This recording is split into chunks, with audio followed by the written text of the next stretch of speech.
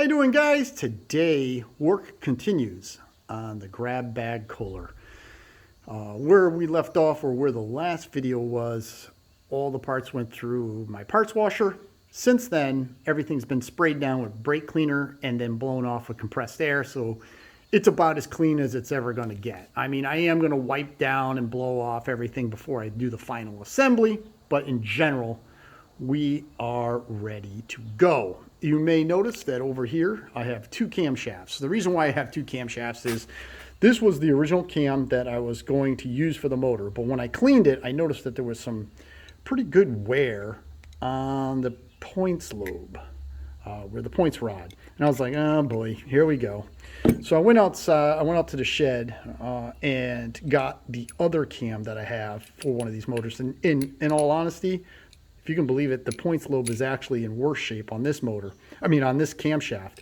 The thing of interest is, if you take a look at the timing mark on this cam, it's actually a dot right there. And when we look at this cam, it's actually a line. It's not a dot. Where is it? I should have probably, oh, there it is. Sorry, I should have probably indexed that correctly before I videotaped this. But as you can see, that is, you know, the timing mark's a line. So this probably came out of a K90 because those lines are usually the earlier style timing mark. In any event, it's timed exact. They're both timed exactly the same, so it doesn't matter. And the points lobe on that is not as bad as I thought. One thing that I did see, which is kind of disheartening, but it's just what it is. You can see that the journal of the crank itself, it's not in the best of shape. If you look at the reflection in the journal, you can see it's not nice and smooth. It's kind of, the reflection is kind of wobbly. That's because the actual surface of the journal is a little bit wobbly. But it is what it is. It's what I have, so we're going to run it. Same with the rod. The rod is not perfect in any way, shape, or form, but it is the rod that we have, so we're going to run it. It doesn't matter. Actually, this rod has a couple, all right, so it's a little shiny over there. There's a couple little weird, camera's not necessarily picking it up, I think. Come on. It's got like this, yeah, you see like there's like a little triangle of divots right there. I don't know what they are. You can't feel them, but they're there, and they're going to stay there. We'll just put some extra assembly lube on that. But in general, everything else is ready to go. What we're going to do now, or what I'm going to do now, is I'm going to go ahead and lap the valves into the seats, then put the cam, pin, and lifters into the motor for a measurement of the valve lash, and we'll see where we are with that. In prep to lap the valves, I did drop the lifters in. Now, if we take a lifter and put it in some fluorescent lighting here, I'm just going to try to see if I can get, oh, right there. You see right here, let's see if I can get it with one finger. Right there. See right at the tip of my thumb, there's like a line. There's like an impression line in the center of the lifter. That is going to cause this lifter not to spin. Basically what has happened, whatever camshaft this thing ran on made a small little divot right in the center of the lifter. Now you can see that there's some rotation marks on the lifter. That's because as it goes up and down, this lifter is supposed to spin. And with that little tiny divot right there, this is not going to spin. So I'm going to go through my other lifters that I have and probably swap this one out with another one that doesn't have a divot in it. So that way I know at least this thing will spin as it should. So let me go see if I can find another one that's in a little bit better shape, and then we will get to lapping the valves. Also, I'm going to start to clean the center of the head. Okay, so we're back in the bucket here. Let's take a look. Here's a lifter right here. Clean the head off, shine it in the light. Don't see, oh, no, I don't see a divot in that one. So we're going to go ahead, we'll keep that one there. Let's see, where are the other ones? Oh, there's another one right here. Let's clean the head off it and see what we got. Let's see, I'm trying to see where, that one doesn't look like it has a divot either. I don't see it, but it does look like it's impressed in the center. So let's put that one over there for now. And there's got to be a couple more in here. Let's get this junk out of the way. Let's see here. I don't see... Maybe that's it. Can't be. I had a whole bunch of lifters. Oh, there's one right there. Let's clean this one off. At least the best I can with my finger. Nope, that one looks good. Alright, so we got a couple here. That I think there's one more in this bucket. It's getting cold out here. It's 30 degrees today. It's supposed to be 50 tomorrow. So that's a plus. Alright, you know what? This one I'm going to say no to. Take all this stuff, throw this back in the box, or the bucket, because we're not going to need that. Alright, let's go take those lifters into the garage. Just for reference, you can see the divots, or the divot, right in the center of that lifter. So this is the bad lifter that I took out. Plus it has a really weird, like, wear pattern on it. So we'll put that one aside. This is one of the lifters I just took out of the shed. I'm going to try to get it to focus here. Because I want to show you something on this one. If we turn this one in such a way, I believe this is the one. Yeah, all right. You can't really, oh, right there. If you look at, all right, so if we take this and you look right here and right there, and then right along the side, you can almost see like almost like a rectangle shape right in the center of this lifter. It's hard to see with the camera. I'm going to try to get it again. Well, right about there, you can kind of see that there's like a rectangle wear pattern right in the center. That is just a bigger version of a divot, and you can actually feel it when you run your finger, and that's what's going to keep this thing from rotating. Now this one, here it is. All right, this one here, just going to clean it off. I'm not by any stretch saying that this one's mint, but this one has a little bit more of a, well, I guess all these things are going to be bad. I mean, they're all old and worn, but this one here to me looks the least, because you can actually see circle patterns. There's no straight lines. Like this one has this weird rectangle shape. Actually right there, you can see that rectangle shape right in the center, right there. See that rectangle? That's the wear pattern of the cam, and that's what's going to keep this from spinning. This one here, obviously, I guess the best way to do it is just shine it right into the camera. You can see that right in the center, there's a divot right there. So this one's not going to spin. This one, on the other hand, if we look at it, there is a square pattern on it. You can just barely make it out, but the bulk of it is in a circular pattern. This one may spin, it may not spin, but it's actually the best out of the three of them, in my opinion. So I'm going to go ahead, clean this one up, and put this one in service. So both lifters are clean and ready to go. I just had my surface plate with a piece of 220 sandpaper, and I just cleaned all the carbon out of the head, and I surfaced the head. Now I did surface the head on the pretense that I'm using a used head gasket, because we've got to get the clamping power on that used head gasket's got to be good. So go ahead and just drop the head onto the motor. I'm going to line up the bolt holes as much as possible, and if I just take one of the screws, you hear that little bit of bobble, but that's like minuscule. Nothing.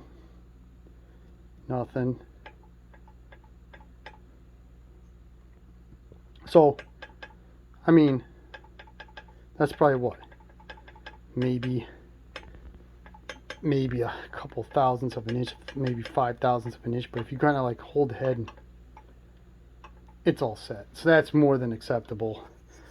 So it's all surfaced, ready to go. Just going to wash this and the bearing plate, which is, I don't even know where the bearing plate, it was down here somewhere.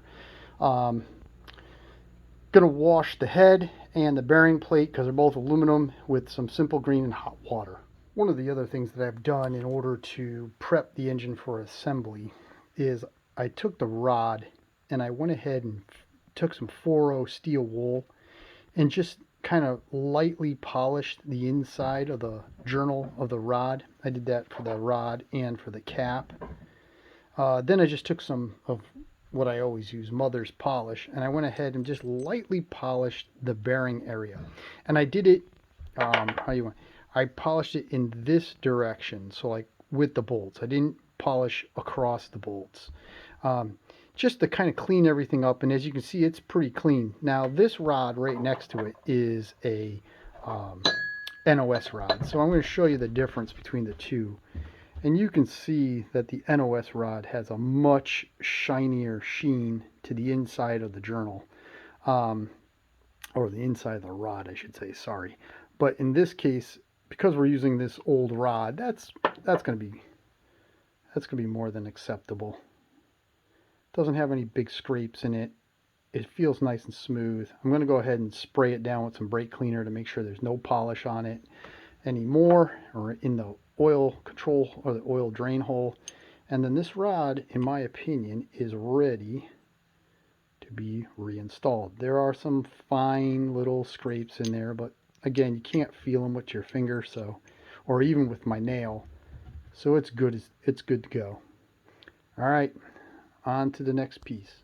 Just before I go upstairs and tear an engine apart, I wanted to just do one last thing. So this is the used rod that I polished. This is the crank. I put assembly lube on the pin, and yeah, no, this is just, yeah, it's just, I mean, it's just knocking around. Yeah, you can see it twisting too. So this whole thing is junk, or at least this. Yeah, this is all junk. So I'm gonna go upstairs and snake a crank and a rod out of another motor, and we'll get this one together, I think. It took a little bit of torch time, but I got these two completely rusted pulleys off of this K91. So once this cools down, I'm going to pull the oil pan. We'll take a look at the rod and the crank. But this this piece of junk K91 will hopefully donate its crank and rod to the project. I'm starting to strip this engine down, but I had to show you a picture of that coil. What is this? Oh my God, dude. I've never seen a coil so deformed in my entire life.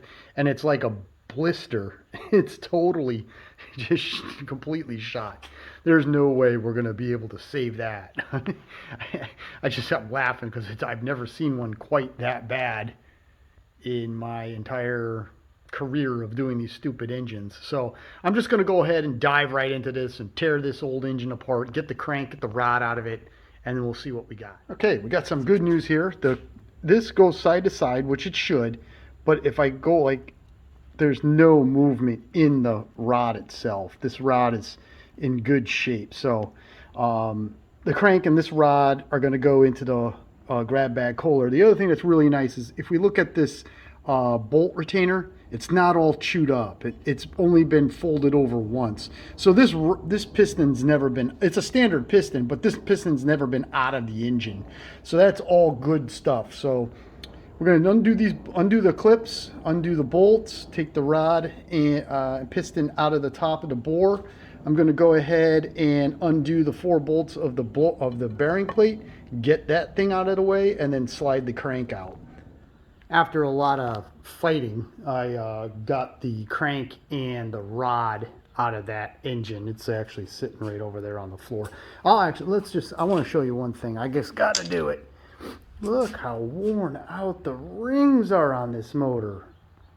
I mean, I have never seen a set of, well, I probably have, just don't recall, but man, there's just like nothing left to the oil control ring. There's absolutely no edges on any of the rings. It's crazy. This thing came sliding out of the bore literally with no resistance. It is quite nuts. But this is the crank and the rod that I polished. Okay, this is the crank and the rod that came out of the orange motor I just showed you. To be honest with you, this crank, the pin is way out of spec, a lot more than I thought. According to the book, it's supposed to be what, 936 to 9355. This is like 930. That's where all the play is coming from, not from the rod. This one actually measures 935, 934. So this one's got a little bit of wear, but it's in much better shape than that one. And this was the one I was going to use. So this crankshaft, unfortunately, is gonna go bye-byes. Now, on the rod that came out of the orange motor, you could tell this thing This thing has been burned pretty hard. You know, you can see it's gotten hot and it really cooked the oil. So I doubt I'm going to use this rod. Even though it does have some scores in it, but you can see there's some heat marks in it and stuff like that. So we're not going to do that. The crank itself was in pretty good shape. I did polish it with 2000 grit sandpaper and some WD-40, and I got a lot of the marks out of it. There is, you know, it's not perfectly glass shine, but it's in good shape. It's good usable shape. So I'm gonna sand and clean this crank up like I did that crank, which I wasted my time on, and I don't know why. And the rod that I had polished and I thought was the cause of the issue is not, because when I put this together, this is actually in real good shape. And when I remeasured it, I put the bore gauge on the rod, I redid this with the mic, and I'm even tighter than I was. I was like 3 thousandths, and it's supposed to be no more than 2.5 thousandths, and I was measuring out the 2 thousandths. So this rod on this crank is what we're going to do. Everything that has to do with this rod, except for the bolt retainer, this little guy right here, we're going to reuse that. And then I got bolts for this rod clean downstairs. We'll just use those. So right now, I'm going to go ahead and clean this up, and then I think we'll be back on track. And there it is. The crank is all cleaned. The PTO end is all good. The flywheel side's good. I chased the threads. I went ahead and polished the journal. You know, I took 2000 grit sandpaper with a little bit of WD-40, and I shoe shined the journal all the way around. And then I took some Mother's polish and I polished it with Mother's on a paper towel. I kind of shoe shined it with a paper towel, and it looks pretty good. I mean, there's still there's marks in it and stuff like that, but based on the way the ring set looked on that piston, and the retainer that held the rod bolts in not being disturbed, that rod and that piston is original to the motor. And the way those rings are worn, you could tell this engine had never been rebuilt. So we're going to reuse this crank. This crank, I think, is good enough for the grab bag Kohler. Now, the reason why I was kind of leery on the other crank and I was getting all kind of crazed about it is because I'm not looking for perfection. I'm just looking for it to run. You know what I mean? I don't want it to blow up the minute I start it up or the minute I put it under stress. So just trying to find the best parts I have in order to put the best parts motor together. I'll be honest with you, I'm spending more time on this motor than I do on a total rebuild. It's because it's just so easy with a total rebuild, because you get all the new parts, you just check them real quick, clean them, throw them in there, it's all done.